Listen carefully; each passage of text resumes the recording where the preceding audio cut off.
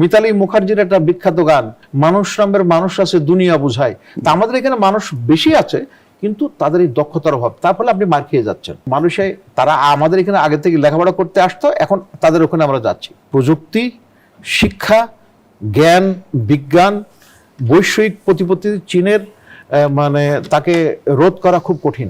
Iran, America, Israel নিয়ে যে crisis, সেখানে বলা হচ্ছে চীন কোনো যুদ্ধ করে নাই, কোনো সৈন্য পাঠায় নাই, কিন্তু এই যুদ্ধের সবচেয়ে বড় বেনিফিশিয়ারি হচ্ছে চীন। মেজর আশরাফুজ্জামান, এই যে সফরটা হলো, এর যে বড় কূটনৈতিক দিকগুলো, এগুলো যদি একটু আপনি দর্শক শ্রোতাদের জন্য তুলে ধরেন। এই বাংলাদেশের প্রধানমন্ত্রীর প্রথম সফর। আসসালামু আলাইকুম, সবাইকে সালাম এবং শুভেচ্ছা। আমাকে দাওয়াত দেওয়ার জন্য কৃতজ্ঞতা। এটা প্রধানমন্ত্রীর প্রথম বিদেশ সফর, তবে এক সফরে দুই দেশ। এবং প্রথমেই প্রশ্ন করেছে অনেকেই, এবং সেটা সঙ্গত বা অসঙ্গত সেটা আপনারা বিচার করবেন। আমার কাছে, আমি ব্যক্তিগতভাবে মনে করি চীনের গুরুত্ব, বৈষয়িক গুরুত্ব, চীনের অর্থনৈতিক সামর্থ্য, সামরিক সামর্থ্য এবং মানে লাগাতার তাদের যে প্রভাব বাড়ছে, সেই জায়গায় আগে মালয়েশিয়া তারপরে চীন, এইভাবে নোক্তা কমা না দিলে ভালো হতো, সরাসরি গেলে ভালো হতো। কারণ এখানে আমাদের শক্ত হতো, আরো ভালো হতো। কারণ একটা জিনিস মনে রাখতে হবে যে দেখেন, প্রেসিডেন্ট ট্রাম্প গেছে ওখানে, এবং এটা উনি সফরটা চেয়ে নিয়েছেন। সুতরাং চীন 50 বছর আগে আর 50 বছর পরের অবস্থা এক না। ইভেন 20 বছর, 10 বছর আগের চীন আর 10 বছর পরের চীন এক না। রাশিয়ার প্রেসিডেন্টও পরপর গিয়েছিল না, রাইট। ওটা তো উনি তো কতগুলো 30 বার তাদের সাথে দেখা হয়েছে। সো এটা এইভাবে চিন্তা করলাম। আমি এই জায়গাটা সম্পর্ক তথ্য দিই যে 1971 সালে যখন আমরা আমাদের জিডিপি থেকে চায়নার জিডিপি অর্থাৎ পার ক্যাপিটা ইনকাম কম ছিল। আমাদের এখন, আমি 3000-এর মতো বলা হয়, বাট কতটুকু সত্য আমি জানি না, কারণ আমাদের পরিসংখ্যান ম্যানিপুলেশন হয়। তো তারপর আমি যদি ধরে নিই 3000, এই জায়গায় চীনের পার ক্যাপিটা এখন হচ্ছে 14,000 মার্কিন ডলার। এখন প্রযুক্তি, শিক্ষা, জ্ঞান, বিজ্ঞান, বৈশ্বিক প্রতিপত্তি চীনের মানে তাকে রোধ করা খুব কঠিন। আরেকটা জিনিস হয়েছে, এই যে সাম্প্রতিক আপনার যেটা হচ্ছে, এই ইরান, আমেরিকা, ইসরায়েল নিয়ে যে ক্রাইসিস, সেখানে বলা হচ্ছে চীন কোনো যুদ্ধ করে নাই, কোনো সৈন্য পাঠায় নাই, কিন্তু এই যুদ্ধের সবচেয়ে বড় বেনিফিশিয়ারি হচ্ছে চীন। তার মানে তাদের এই যে মানে স্ট্র্যাটেজিক অ্যাপ্রিসিয়েশন কত ভালো, যাতে করে তার ফলে তারা এই জায়গায় চলে আসছে।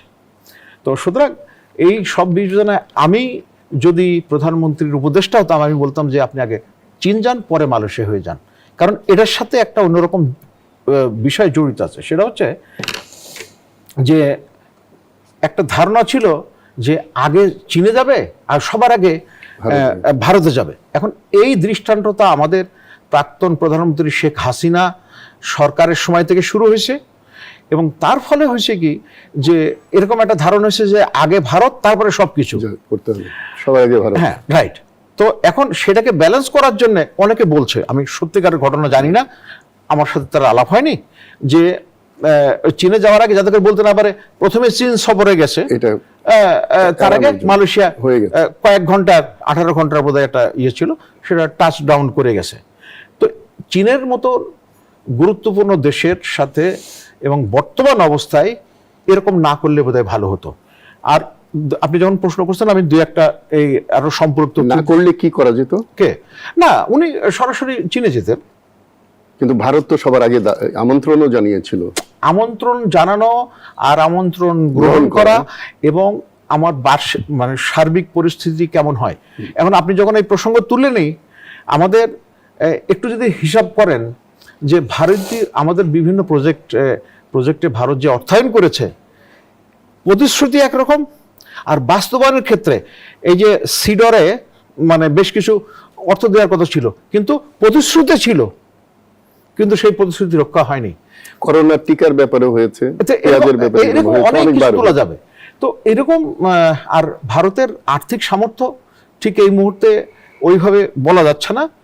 তবে আমাদের কারাগারের কাছে ওই ভারত হচ্ছে আমাদের ধ্রুবতারা অনেক মানুষের জন্য।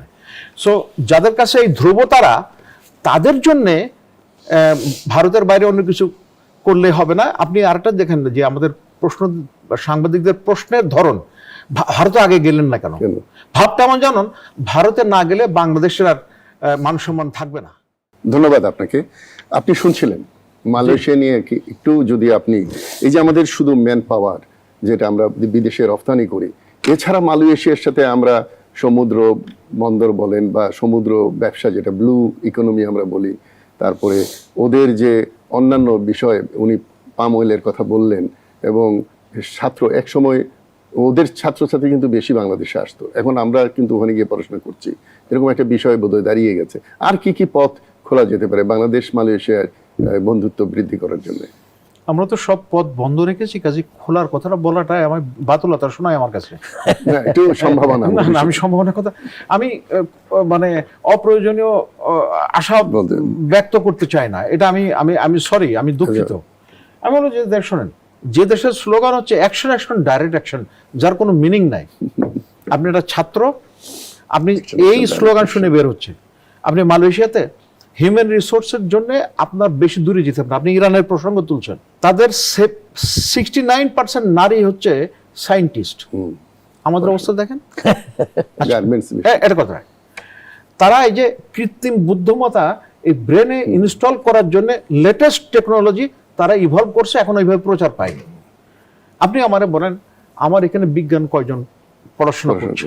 আচ্ছা, এবার আসেন বিশেষ করে গবেষণা, গবেষণার দিকে খুবই দুর্বল। গবেষণা, বিশ্ববিদ্যালয়ের গবেষণার ফান্ড আছে কিনা দেখেন, আর হলেও সেটা ব্যবহার করা হচ্ছে কিনা সেটা দেখেন। আচ্ছা, আপনি দেখেন চীনের এই, আমরা সেটা পরে আসবো হয়তো, যে চীনের এই টেকনোলজিক্যাল যে ডেভেলপমেন্ট, এটার জন্য বড় কারণ হচ্ছে তাদের ওই যে ভোকেশনাল ট্রেনিং এর গুরুত্ব।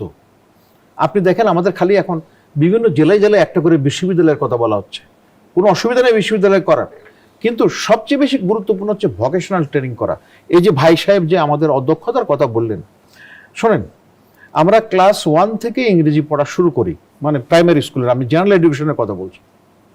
আর আপনি এই একটা ছেলে ম্যাট্রিক পাস করছে যে IMGPA 5 বলে, সেই ম্যাট্রিক ইন্টারমিডিয়েট পাস ছেলেটা কোন কোন সাবজেক্ট সে তার ম্যাট্রিকে ছিল, ইন্টারমিডিয়েট ছিল, তার যদি আপনি ইংরেজিতে লিখতে বলেন, পারবে না। আমি নিজে পরীক্ষা নিয়েছি, আমার অফিসের জন্য আমি কয়েকটা জনের ইন্টারভিউ নিয়েছি, তার পারে না। এগুলো আমাদের দুর্বলতা, একটু সময় দিতে হবে। আমাদের বিল্ডিং আছে, আমি নাইখাংছড়িতে গিয়েছিলাম, তো কি সুন্দর ভোকেশনাল ট্রেনিং এর জন্য তারা স্কুল, মানে বিল্ডিং আছে, কিন্তু ওখানে পড়াশোনা যারা করায় এবং যারা করবে তাদের কারোই ভোকেশনাল জিনিসটা, টেকনিক্যাল স্কিল অর্জন করার জন্য পরিবেশ, তাগিদ কোনোটাই নাই। তার ফলে আপনি ওই যে মানে মিতালি মুখার্জির একটা বিখ্যাত গান, মানুষ নামের মানুষ আছে দুনিয়া বুঝায়, তা আমাদের এখানে মানুষ বেশি আছে কিন্তু তাদের এই দক্ষতার অভাব, তার ফলে আপনি মার খেয়ে যাচ্ছেন। সুতরাং আপনি অন্যজনের দোষ না দিয়ে, ভাই সাহেব সিন্ডিকেটের কথা বলছেন, আমি একটু কথা এই জায়গায় আমি একটু ছোট যোগ করতে চাই খরচের ব্যাপারে। আমার হচ্ছে নেপালের খরচ হিসাব করলে হবে না। আপনি এসব দেখেন না, জুলাই বিপ্লব আমাদের হয়েছে, আজকে জুলাইয়ের প্রথম দিন 2 বছর হয়ে গেল। আপনি দেখেন ওই জুলাই যে ওদের যে নির্বাচন হলো, ওল্ড গার্ডরা কেউ আসছে? আর আপনি এই বর্তমানে ওল্ড গার্ডের বাইরে কোনো ফেস দেখেন আমাদের এখানে?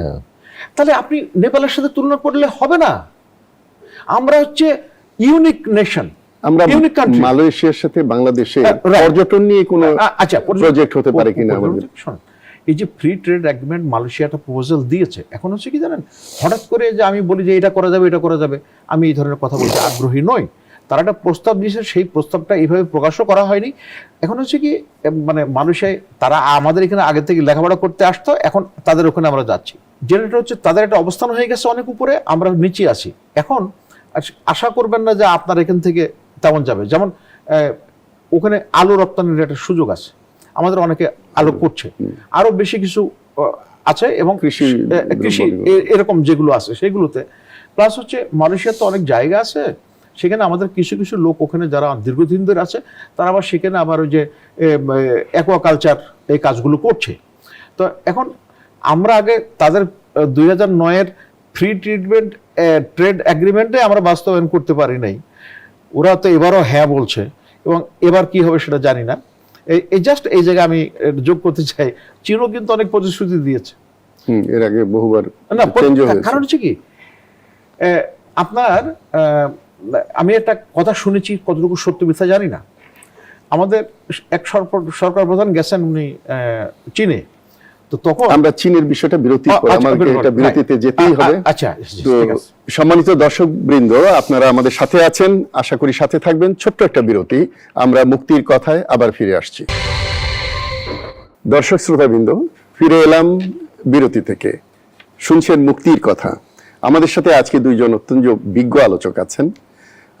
সাবেক সিনিয়র সহসভাপতি জাতীয় প্রেস ক্লাব আমাদের প্রিয় কাজী রনক হাসান ভাই, এবং আছেন মেজর আশরাফুজ্জামান, নিরাপত্তা বিশ্লেষক ও পলিসি বিশ্লেষক। আমরা এখন আবার যাচ্ছি মেজর আশরাফুজ্জামান আপনার কাছে। চীন, ভারত, বাংলাদেশ বাস্তবতা, আবার ভারতের সাথে চীনের একটা সম্পর্ক, এই যে ত্রিমুখী একটা বিষয়, এবং এবারের ভারতে না গিয়ে প্রথম চীনে যাওয়া, এই যে তিন দেশের ডিপ্লোমেসিটাকে ব্যালেন্স বা আমি বলবো খুব কৌশলগতভাবে হ্যান্ডেল করার জন্য বা বিবেচনা করার জন্য আমাদের করণীয় কি? আমি আপনার সাথে একটু দ্বিমত পোষণ করছি। প্রথমে প্রশ্নের ধরনে, হ্যাঁ বলেন। তো এটাতে প্রথমেই মনে হয় আমাকে ভারতে যেতেই হবে, ভারতে যাওয়াটা আমার বাধ্যবাধকতা আছে, কোনো বাধ্যবাধকতা নেই, অব্লিগেটরি, নো অব্লিগেশন। এতদিন তাই ছিল, সীমান্ত পার হলে ভারত, আমরা সীমান্ত পার হলাম না, আপনি হতে না চাইলে হলেন না। এখন ওই চীন সফরের সাথে সাথে তারা সব ভিসা খুলে দিয়েছে, এবং কলকাতায় মিষ্টি খাওয়া হচ্ছে যে ওদের ব্যবসা বোধহয় আবার চাঙে উঠবে, কিন্তু বাঙালিরা এত সহজ না। তারা চিন্তা করছে যাবে কিনা ভারতে, না থাইল্যান্ডে যাবে, না সিঙ্গাপুরে গিয়ে ট্রিটমেন্ট করবে। বলেন।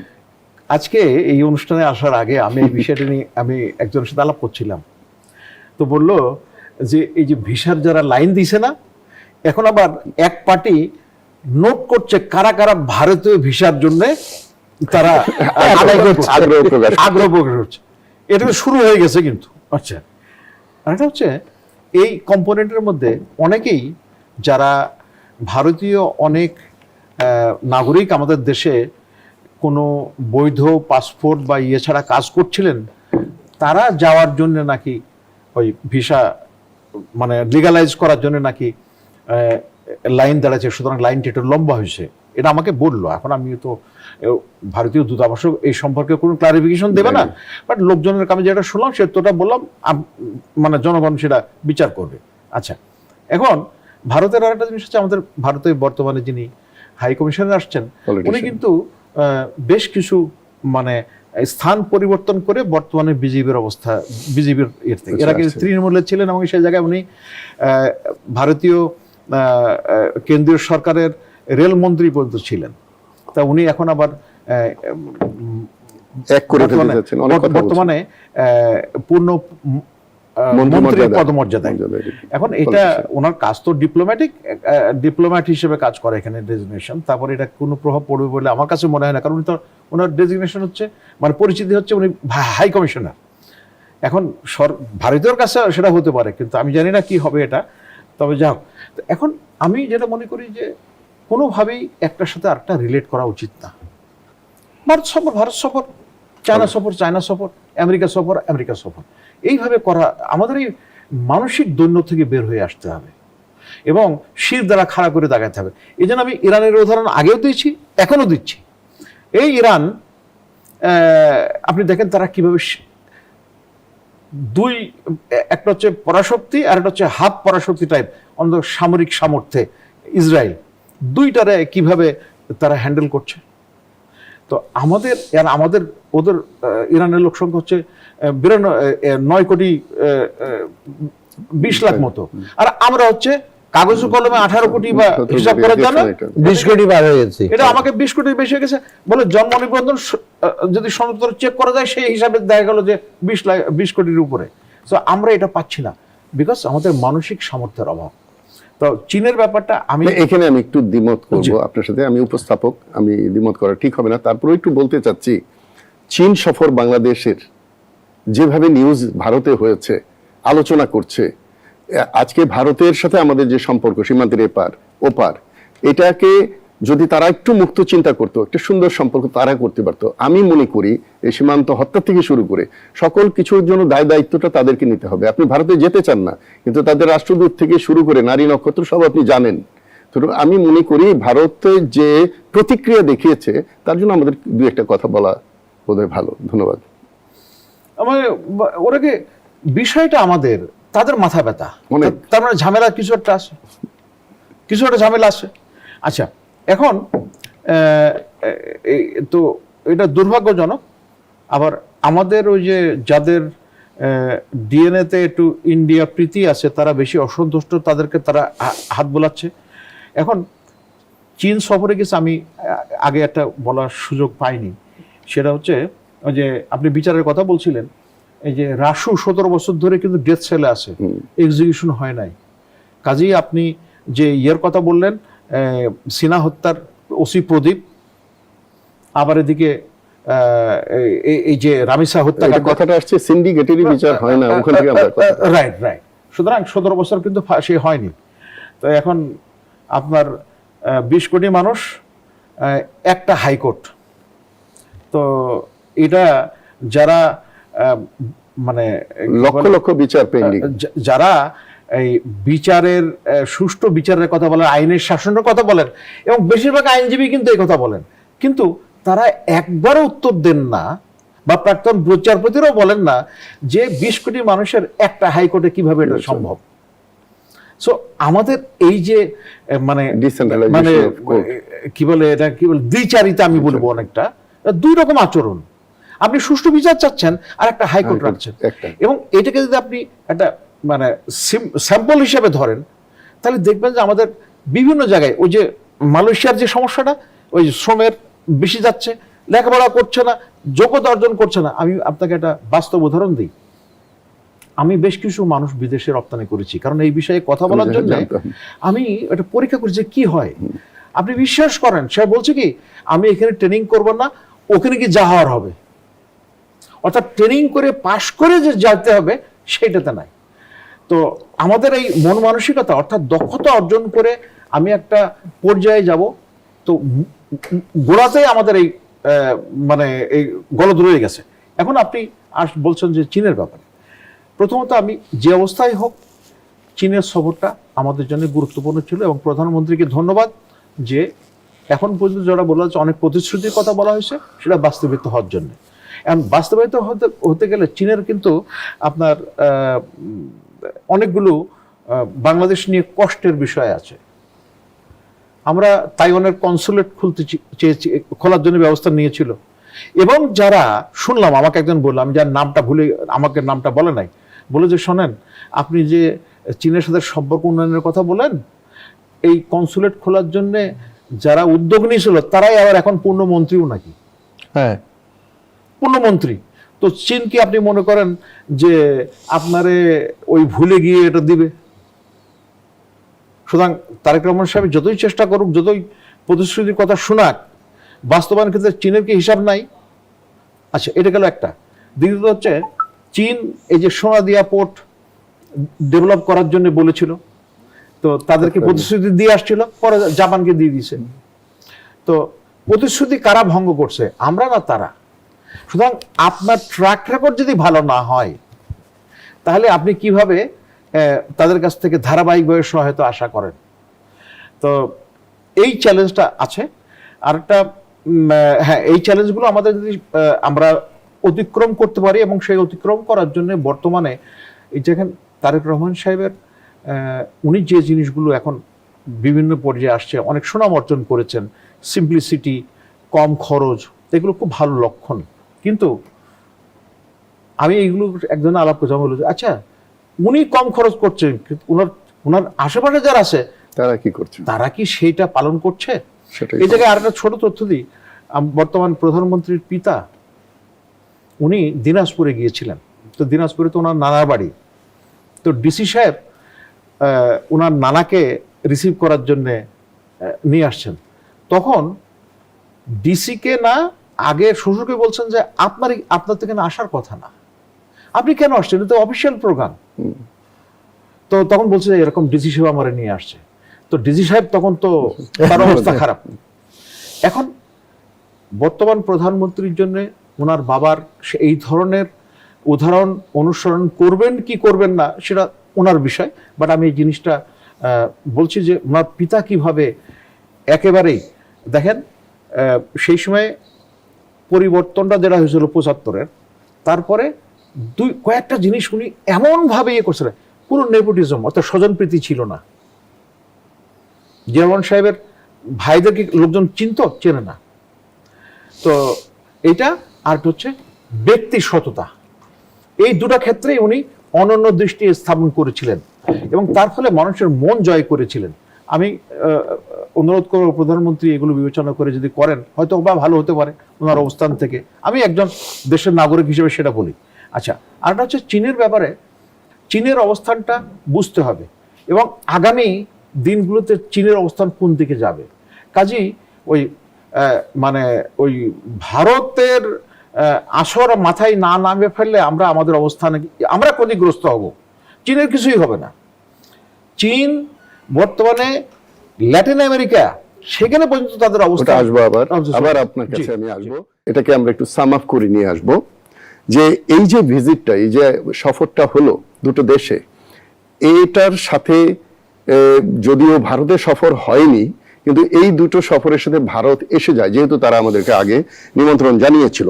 তো এই ত্রিদেশীয় যে কূটনীতি এবং এই সফর, এইগুলো আলোচনা সমালোচনা বিশ্লেষণ করে আমরা এতে কি সুযোগ তৈরি করতে পারি, সুযোগ বলতে ইন পজিটিভ সেন্স, এবং কি ঝুঁকি আমাদের থাকতে পারে এবং করণীয় কি, আপনি যদি খুব সংক্ষেপে সবকিছু মিলিয়ে একটু বক্তব্য রাখতে পারেন। আপনাকে অনেক ধন্যবাদ। আমি খুব পজিটিভ জিনিস আমার কাছে ভালো লেগেছে, এই যে রাজনৈতিক সমঝোতার মাধ্যমে যে আমাদের বর্তমান শাসক দলের সাথে একটা চুক্তি হয়েছে, তো এটা একটা ভালো দিক হয়েছে, আমার কাছে ভালো লেগেছে। আর একটা হচ্ছে তথ্য বিনিময় আদান প্রদানের ক্ষেত্রে এটা হচ্ছে, এখন আমাদের এই মিডিয়া সেক্টরে অনেক দুর্বলতা আছে এবং এই মিডিয়া সেক্টরে আমাদের যারা আমাদেরকে সবচেয়ে ছোট করে দেখার চেষ্টা করে সব সময়, আর ওই শুভেন্দু এবং তার চেলাচান্ডাল অমিত শাহ আমাদেরকে উই পোকা বলছিল, মনে আছে আপনার? আবার সেই অমিত শাহর সামনে উনি একজন গুরুত্বপূর্ণ মন্ত্রী এমনভাবে কাচুমাচু হয়ে দাঁড়াইছিল, খুব অড লাগছে। আমরা এই মানুষের থেকে বের হতে না পারলে এই অর্জনগুলো কোনো কিছু লাভ হবে না। আচ্ছা, তো মিডিয়ার বিভাগটা আমি মনে করি যে এটা দরকার আছে। আর আরেকটা হচ্ছে সবচেয়ে আমার পছন্দের যে জায়গাটা এবং আমি যেটা চাই সেটা হচ্ছে এই যে শিক্ষা এবং কারিগরি ক্ষেত্রে তাদের যে